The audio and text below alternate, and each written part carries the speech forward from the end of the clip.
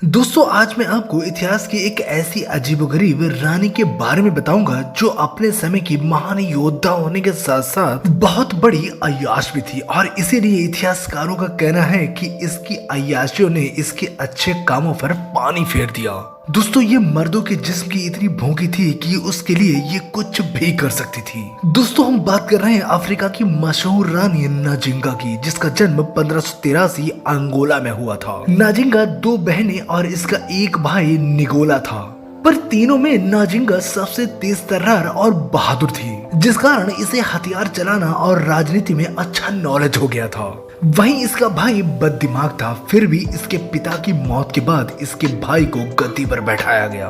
इसी दौरान पुर्तगाली अफ्रीका में अपनी स्थिति मजबूत कर रहे थे और दूसरी तरफ इसके भाई निगोला ने नाजिंगा के छोटे से बेटे पर यह आरोप लगाया कि वो उसे मारना चाहता है, जिसके बाद निगोला ने नाजिंगा के छोटे से बेटे को सजा के तौर पर मौत के घाट उतार दिया। दोस्तों इस सदमे के बाद नाजिंगा अपने भाई को छोड़कर पड़ोसी राज्य की सल्तनत में चली गई। इधर 1622 में पुर्तगाली और इसके भाई निगोला के बीच युद्ध हुआ, जिसमें इसके भाई को बहुत बड़ी हार का सामना करना पड़ा, जिससे परेशान होकर इसने अपनी बहन नाजिंगा को मदद की गुहार लगाई, जिस पर नाजिंगा भी अपनी पुरानी सारी बातों को भुलाकर अपने भाई की मदद के लिए वापस आ गई और भाई की तरफ से पुर्तगालियों के साथ सुलह करने के लिए मीटिंग तय की। दोस्तों इतिहासकार बताते हैं कि इस मीटिंग में इतनी ही कुर्सियां थी जितनी उस कमरे में पुर्तगाली अधिकारी थे, पर नाजिंगा के लिए कोई भी कुर्सी मौजूद नहीं थी। दरअसल उनका इरादा था कि नाजिंगा या तो उनके सामने खड़े होकर बात करे या तो जमीन में बैठकर। नाजिंगा ये सब देखकर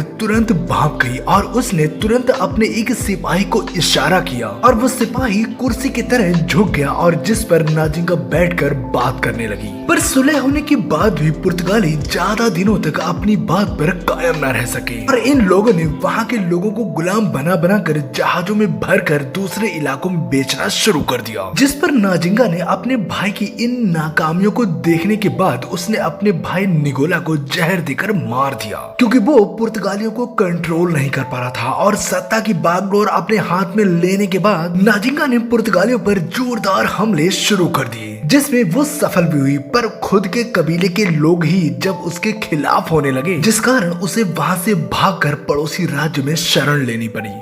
दरअसल उस समय एक औरत की हुकूमत को बर्दाश्त करना एक नई चुनौती थी, जिसका रास्ता निकालने के लिए उसने पड़ोसी राज्य के सरदार से शादी कर ली और एक बड़ी सेना को लेकर अंगोला वापस लौटी और इस बार इसने अपने ड्रेसिंग सेंस को ही बदल दिया। दरअसल अब ये मर्दों की तरह कपड़े पहनने लगी और धीरे धीरे इसने अपने दुश्मनों को जड़ से खत्म कर दिया। इसके बाद इसने जो अय्याशी करना शुरू की, जिसकी चर्चा आज पूरी दुनिया में होती है। दोस्तों इसने अपना एक हरम बनवाया था, जिसमें सैकड़ों की तादाद में लंबे चौड़े मर्द हुआ करते थे, जिसमें नाजिंगा पहले दो मर्दों के बीच लड़ाई करवाती और जो जिंदा बच जाता उसे रात में अपने साथ सोने का मौका देती थी। यही नहीं, सुबह होते ही उस आदमी को जिंदा जला दिया जाता था। पर गुलामों में ये अफवाह थी कि जो जीतेगा उसे रानी आजाद कर देती है। दरअसल वो रात में सेक्स करने के बाद उस आदमी को सुबह मौत के घाट उतरवा देती थी। दोस्तों यूरोप के एक राइटर ने अपनी किताब में लिखा है कि रानी रोजाना नए नए और लंबे चौड़े मर्दों के साथ रात बिताने का शौक रखती थी और वो जिस मर्द के साथ एक रात बिता लेती उसके साथ दोबारा नहीं सोती थी। दोस्तों इसने अंगोला पर 30 से 35 साल शासन किया, पर 17 दिसंबर 1683 को इस होशियार और कामुक रानी की मौत हो गई और इसकी मौत के बाद पुर्तगालियों ने एक बार फिर अंगोला पर अपनी पकड़ बनाना शुरू कर दिया। पर दोस्तों